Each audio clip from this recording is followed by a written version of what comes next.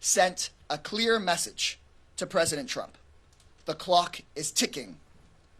Since the beginning of this administration, Trump and Musk have exploited Musk's designation as a so-called special government employee to allow Musk to receive over $8 million a day in federal government contracts and subsidies while ignoring our conflict of interest rules and while funneling more and more money to himself and to his companies.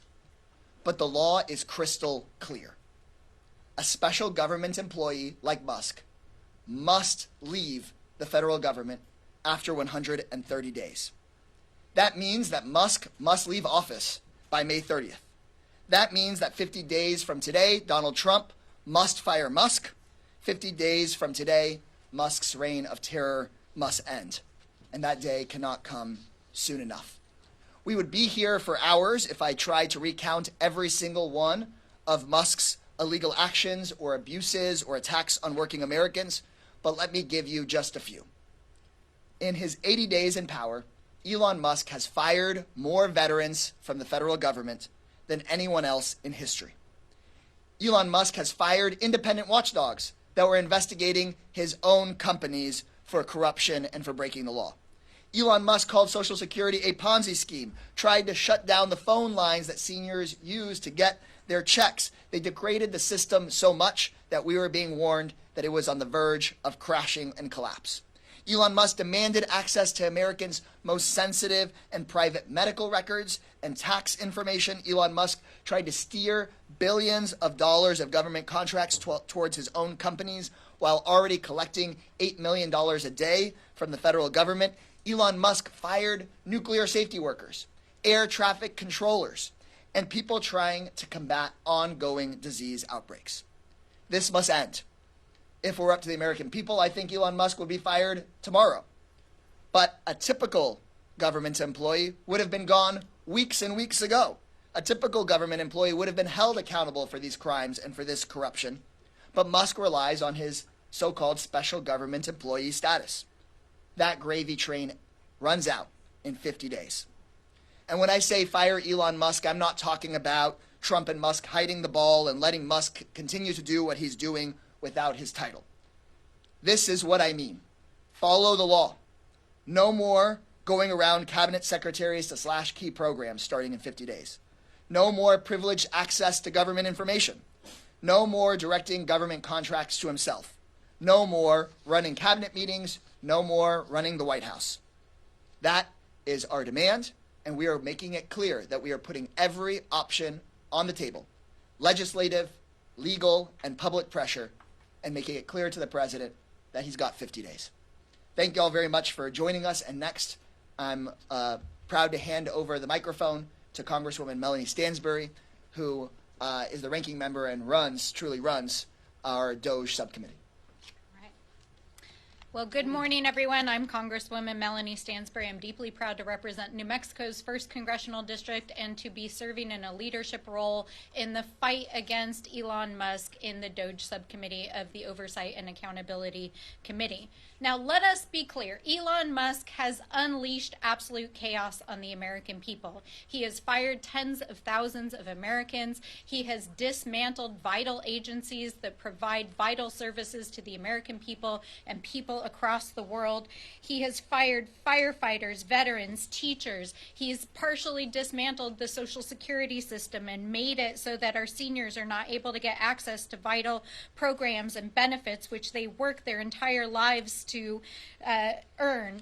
He has dismantled vital programs that are life-saving at the Health and Human Services Department, Department of Education, at the VA system. He has been mining our data. I think it is vital to understand that just 2 weeks ago, Elon Musk announced a merger between his private AI company, Twitter, now X, and his departure of the federal government after he has spent days and days and weeks mining vital data of the American people. We're talking IRS data, Treasury data, Social Security data. What is he doing with this data? We don't know, because neither he or any other member of DOGE have appeared before a public body to answer any questions under oath. And most egregious, which is what we warned of when he took office, is the self-dealing. We know that since he has been in office, he has inked deals to put his own Starlink in place at the FAA. We know that he just inked a multi-billion-dollar contract with the Department of Defense with his private rocket company. We know that he is trying to secure a contract with NOAA in order to take over that satellite program. And we know, or at least we suspect with very strong suspicion, that he is planning to take over AI contracts across the federal government. So, we are putting you on notice, Elon Musk. You are fired. The American people are firing you, and you must clear out and get out of this office. Today, myself and Senator Warren are introducing legislation to ensure that this kind of corrupt abuse and grift and scam artists coming into the federal government through a special government employee can never happen again. So we must ensure that we have accountability.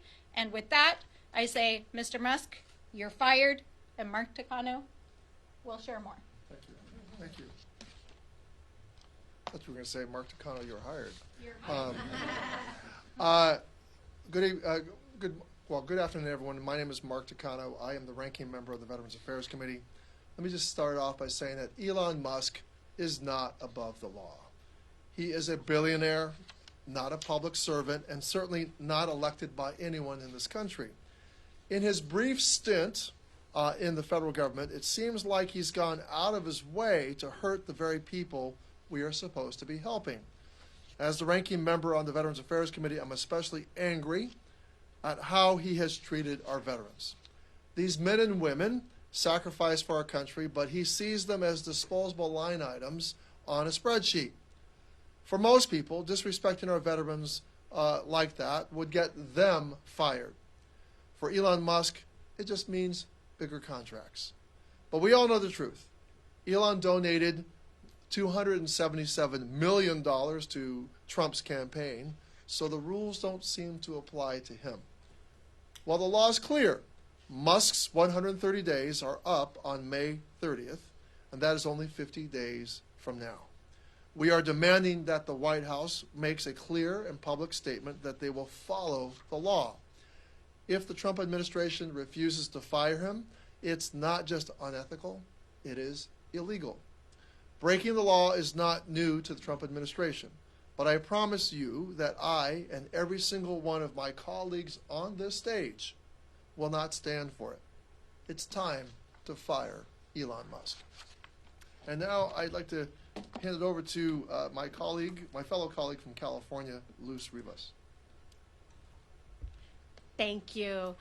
Luz Rivas, Congresswoman from California's 29th District in Los Angeles.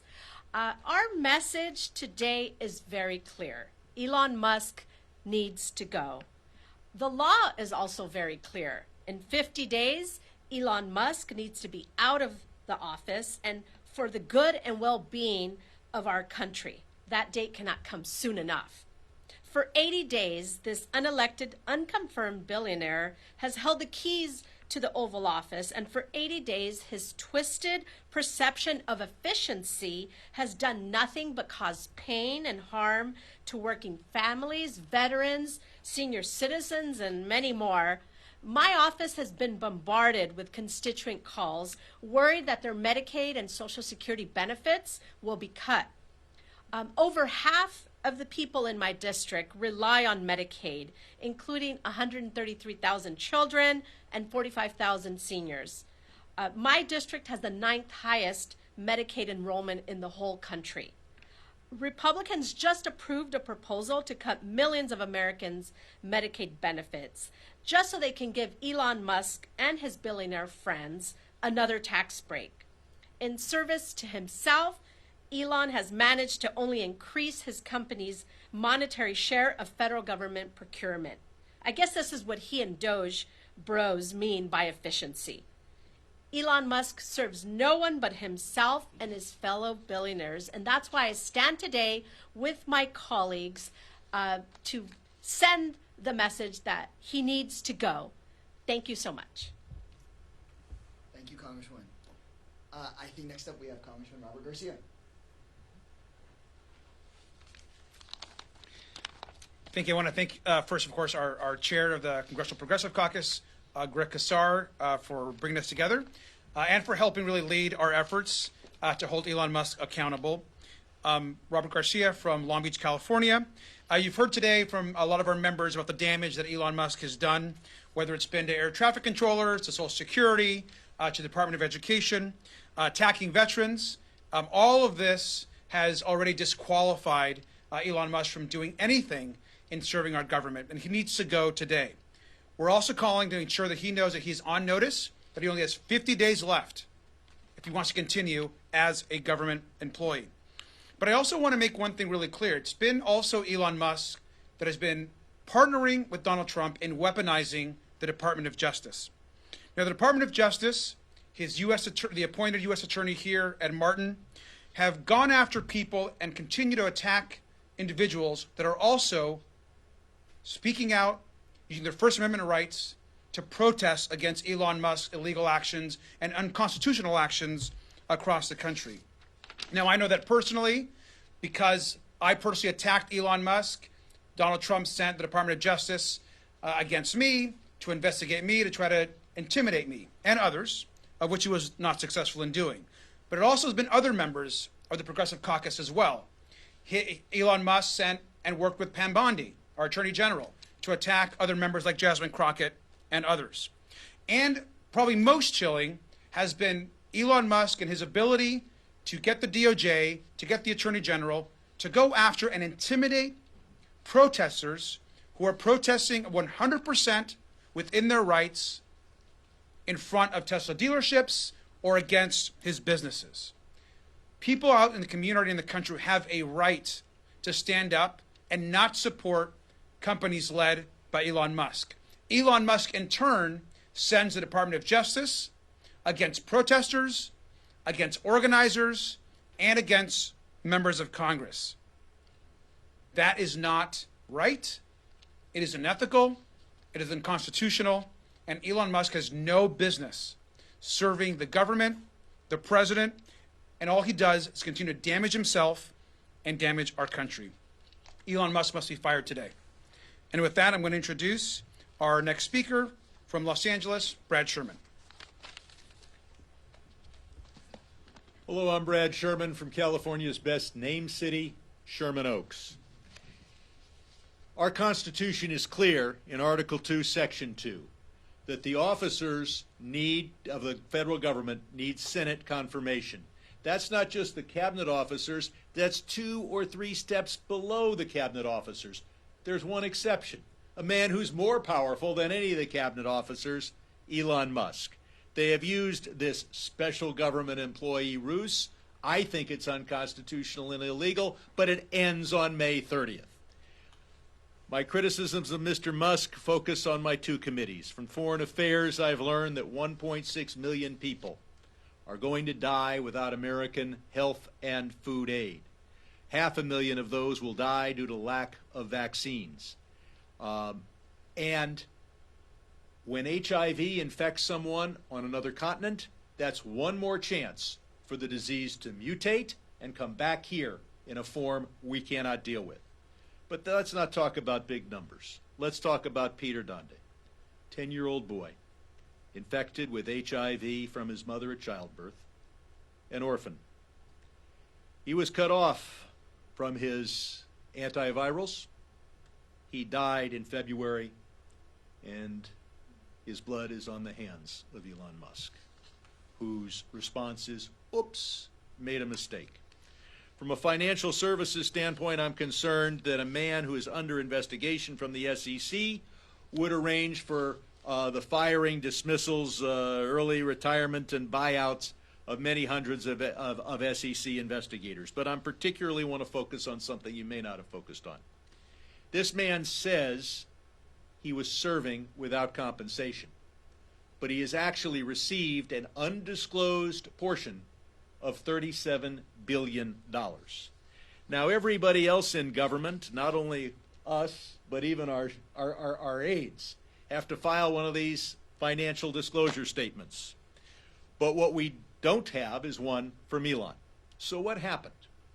The day Trump was elected, Elon Musk knew he'd be heading this organization. 1 week later, the whole world found out that it would be called Doge. Weird name. What's with that? Dogecoin was bid up $37 billion by those who knew that it would get this big boost from the unusual name in the 1 week between the election and the announcement of the name.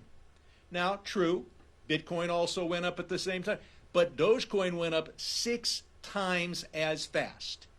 And until we get a disclosure statement from Musk, we will not know what portion of that $37 billion went to him from buying Doge on the day after the election and selling, and now it's gone down again, selling it the day of the announcement.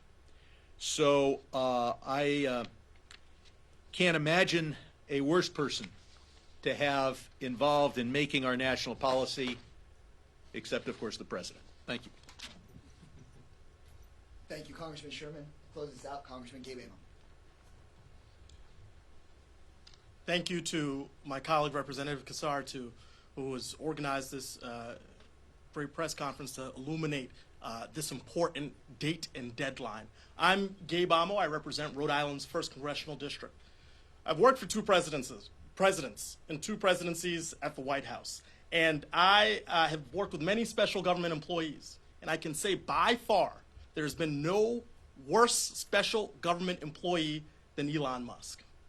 And we've seen this function deployed to help in humanitarian crises like the Operations Allies Welcome, or help reboot healthcare.gov, or do life-saving work in public health emergencies.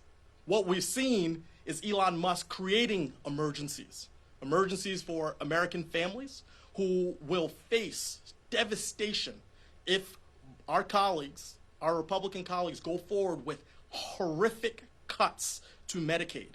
We've seen an emergency created with the erosion of Social Security being able to do its basic functions, long wait times, closures of offices. We've seen an emergency created for our environment with their cutting of NOAA, the privatization of the National Weather Service as an aspiration, only so Elon Musk can make more money, more billions for the richest man in the world. So look, I think the proper HR function would be immediate termination, but we've got May 30th. We've got 50 days. This special government employee has been special in all the wrong ways, killing our economy, partnering with Donald Trump to do the worst to the people who need our help the most.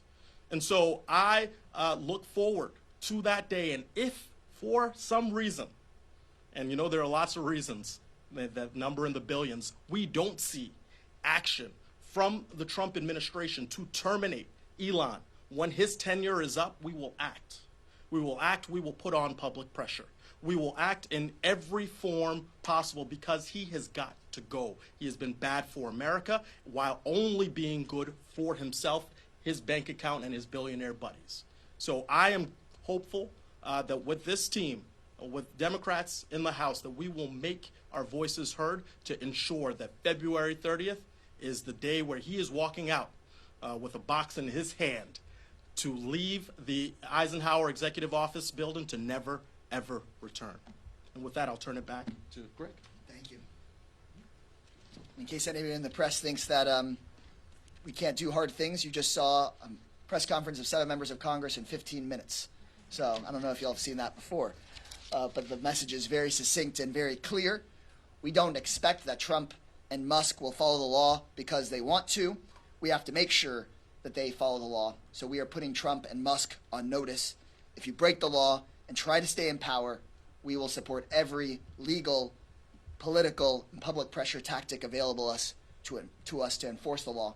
And Americans are already fed up with Elon Musk. He's got 50 days, and we're ready to take your questions. I think I have to taking CNN first because I think they're sponsoring the room. Are they here? Is that you? No. Okay, if not, go ahead. Okay. So there's another side of Elon Musk, and of course that's the money he's spending in elections. Last week we all saw in Wisconsin, or maybe weeks ago, whenever that was, that he spent $20 million and the candidate he supported did not win. What are your takeaways from the influence and the power of Elon Musk when it comes electorally from that race or just generally? They think they can win elections with unlimited money. But in Wisconsin, we showed that organized people can beat big money. And in fact, we have turned what Elon Musk thought was his greatest strength, having unlimited cash, into his greatest weakness. Every dollar that Elon Musk started spending in that election started bringing him down because the American people, whether you are an independent, conservative, progressive, whatever you are, don't think that the richest man on earth should be able to buy politicians for himself in order to funnel money to himself and to other billionaires.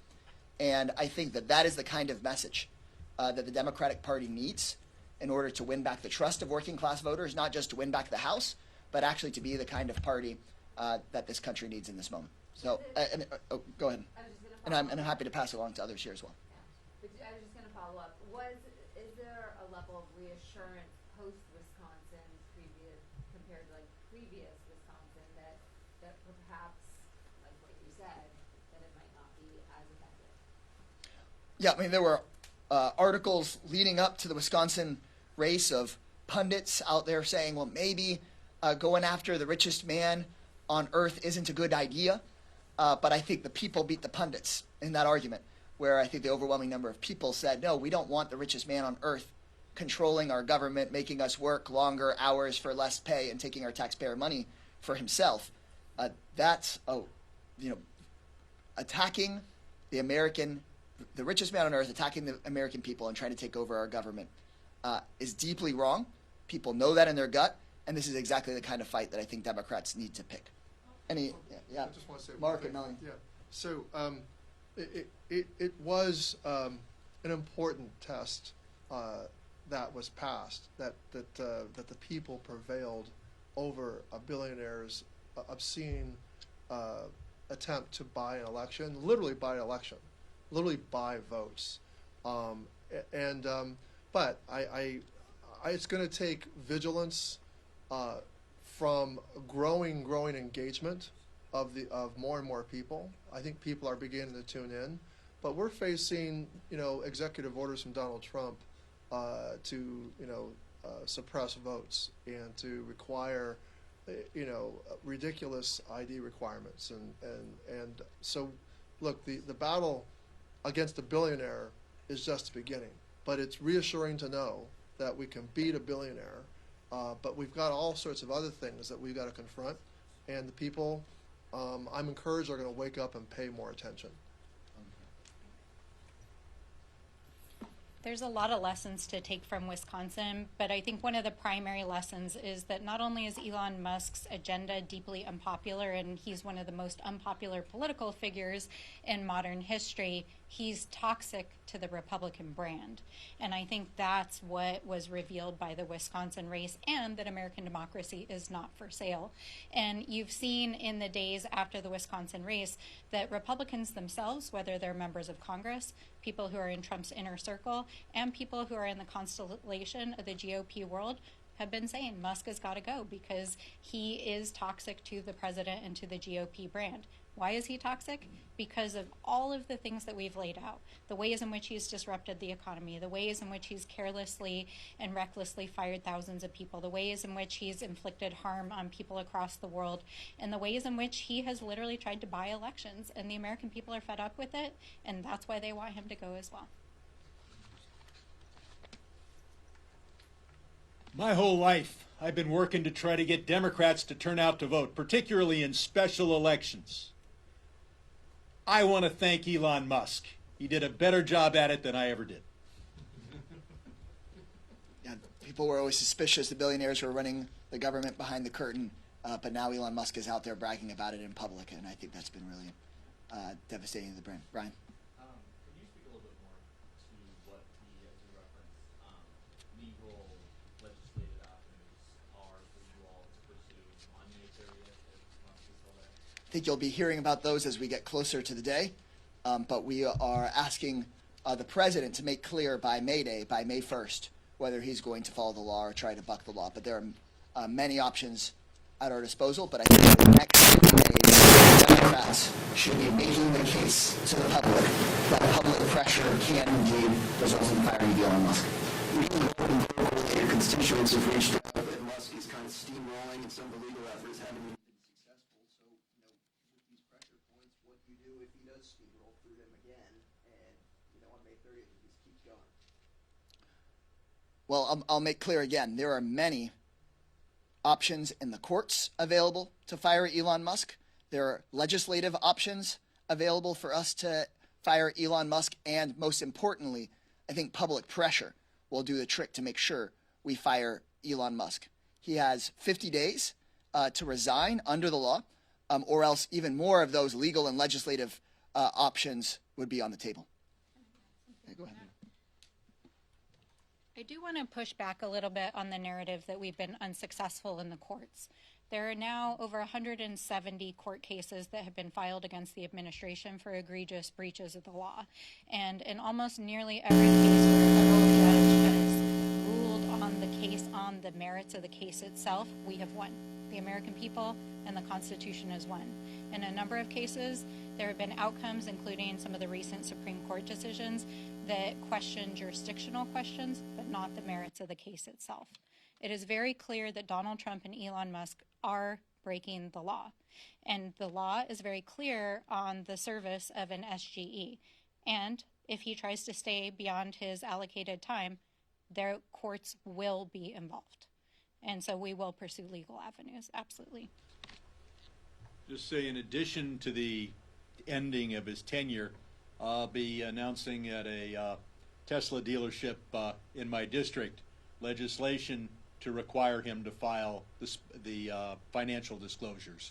We need to know what he was doing. We know that he owns a lot of Tesla stock and SpaceX stock. We need to know what else he was doing, particularly in the crypto world. And sorry, if y'all can say your name and outlet. I know many of you, but it's just useful. All right, thank you for doing this. I'm with CNN, sorry. Right, yeah, I'm a little late. no problem. I was wondering, especially after Wisconsin, have any of you heard from, members across the aisle that they're frustrated with Elon? I know you're probably heard from Republicans all over the state, but have you heard the whispers in the hallways of Republicans that are pissed? Yeah, I want to hand it over to those who haven't gotten a chance to speak up yet, but Republican members of Congress know that what they're doing is deeply unpopular.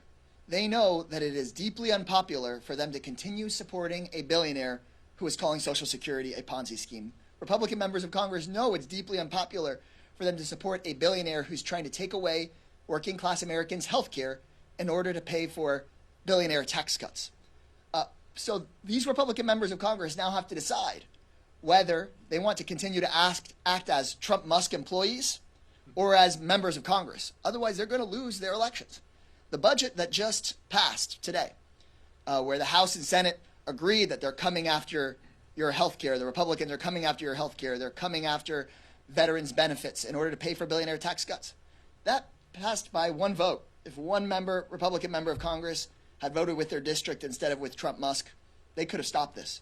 And so now it's on every single Republican member of Congress. If you have a Republican member of Congress, they can make the difference if they come out and say, we're going to go with Musk and Trump and take away your health care, or whether they're going to go with their constituents. So it's got them very nervous. And if we succeed in getting Musk out in the next 50 days, it'll be the greatest victory by Democrats so far of the Trump administration. Well, a lot of the whispers from our Republican colleagues have gotten louder. I'll speak from my positions on both the Foreign Affairs and the Science, Space, and Technology Committee. A lot of the work there is about American leadership in the world. And, say what you will about our differences and policies. there's no way that we are America first when you cut at the bone of America's leadership with regard to USAID, with American leadership, if you start to be anti-science. And we can't have the same pipeline of talented people working on issues that are sort of non-controversial, protecting our coastlines. If you're on the science committee, that's something that you should care about. And so I would say that what I've heard, and directly from a lot of our colleagues, is they're afraid about American leadership in the world. This week's panic over tariffs illustrates that. We are seeing a policy that is putting America last, that is putting Putin first.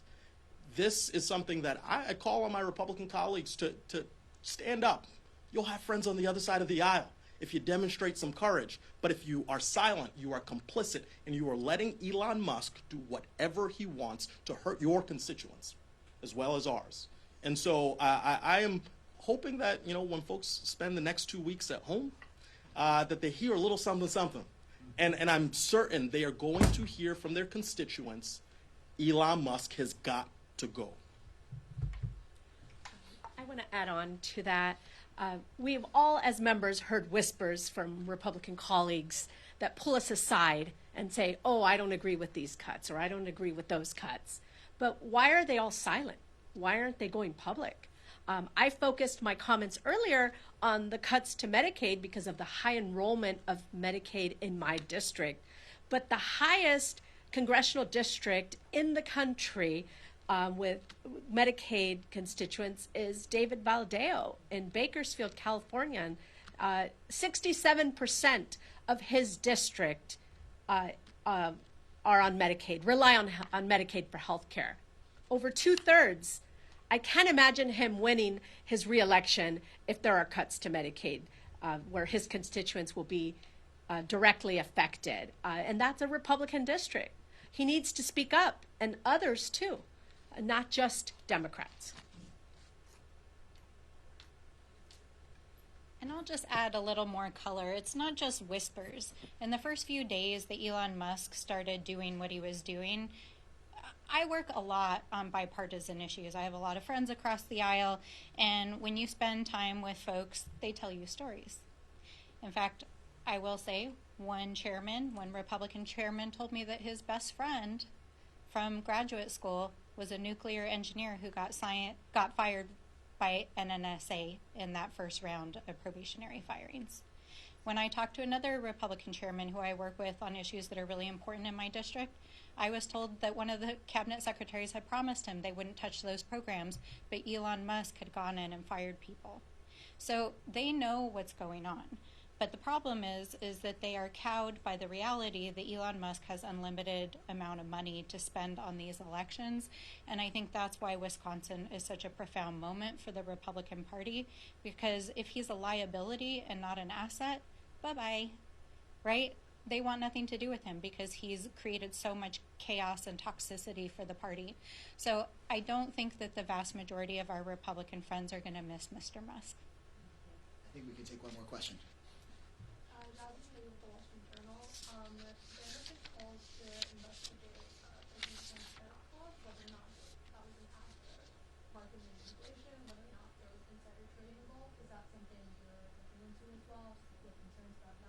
Yes, a culture of corruption has infected the Republican Party. Elon Musk, the tax cuts, the Medicaid cuts, the tariffs, it's all part of one story. Everything the Trump administration has done is to make Trump, Musk, their billionaire friends or their buddies on the Republican side of the aisle richer. And every time it's meant that working families get screwed. So we need an investigation into insider trading by people like Congresswoman Marjorie Taylor Greene. We need an investigation into whether any K Street lobbyists or other big firms were tipped off by Donald Trump's actions. We need to look into the way that the president's son basically went and told foreign leaders, come and bribe me, come and make a deal, come and cut us a check.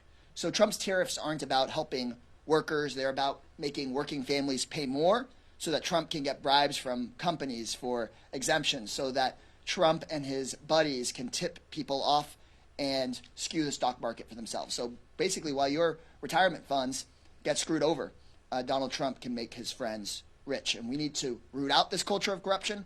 That's why I believe we need to ban congressional stock trading. We need to get big money out of politics and make sure the Democratic Party's message very clearly is that we are against corruption, we're against these corrupt billionaires, and we're for the everyday working person. And we're against having powerful people not fill out personal financial disclosures. Your question focuses on kind of the macro level of, well, is the market going to go up, and do people know it? There's also the individual company level. He's announced that he's going to exempt certain companies. So you may have one importer who pays the tariff and another one who doesn't on the exact same goods. And I just wonder on what basis he's going to decide the winners and the losers and which companies survive and which don't. I think we know what happens. Congressman Garcia is going to close this out. Thanks. I just two things. Let me go back to one piece of the last question, and then I'll close out. Let me just first say that it's very clear Republicans are cowards, and we should be very clear that a lot of Republicans, everyone here, has actually heard stories, whispers, things that Republicans are saying to us, to others, but they refuse to actually call them out publicly because they're cowards. They're scared of Donald Trump. They're scared of Elon Musk's fortune. They're scared about a primary challenge. And so that should be very clear. At the same time, they also saw what happened in Wisconsin. And what happened immediately after that? You saw Peter Navarro, trade representative of Donald Trump's, publicly start calling out Elon Musk. You're seeing other Republicans being a little bit more comfortable in criticizing Elon Musk. I believe there was a cabinet meeting, I think maybe today. Who was not there? Elon Musk. And so there's no question that since Wisconsin, Elon Musk himself knows that he is becoming a more toxic brand. I mean, the man can't even go and play video games anymore because the people that he's playing with are all harassing him online. And so he is himself feeling more and more isolated. He's posting less on X. He's distancing himself a little bit more from the administration. And I think that he understands that he's the most unlikable person in this country. So we got to continue that pressure. As far as the second part, every reporter in D.C. should be hounding Marjorie Taylor Greene right now and asking her about her stock trades. Some of us were actually at the Doge Committee just yesterday, where before the tariff announcement happened, where she was talking up the stock market. And what I want to know, what we want to know, is what did Marjorie Taylor Greene know before that announcement happened? And what stocks did she and her family trade leading up to that announcement? And so I think that what she has likely done is going to be a scandal and incredibly important for not just us as Congress to investigate, but for the press to demand and ask those questions. And it goes beyond just Marjorie Taylor Greene. I think we all know instinctively that Donald Trump, his cronies, and his billionaire friends have used this tariff crisis to enrich themselves. And so it's up to us to investigate that with everything that we can through the Oversight Committee, but also Republicans have a responsibility to the public to do the same. Because we have proof of what Donald Trump does. He sells his brand name. He enriches his son-in-law to take billions from the Saudis. He breaks the emoluments clause of the Constitution. These folks are grifters. Donald Trump's a grifter, Elon Musk is a grifter, and all they care about is enriching themselves. And the biggest grift that they've ever tried to do is what they're doing right now, which is taking all of the wealth and all of the hard-earned money and benefits that the American worker has worked for and created, taking all that money and then providing themselves a massive tax break to themselves and their companies that we all know is coming down the pipeline that we're all going to try to fight. So the biggest Elon Musk grift and Donald Trump grift is on its way, and we got to do everything we can to stop it. And with that, I will close this out. Thank you all so much. Good job. Yeah, good job. Good job. And Garcia to close. Yeah. Thank you. Good job. Good job.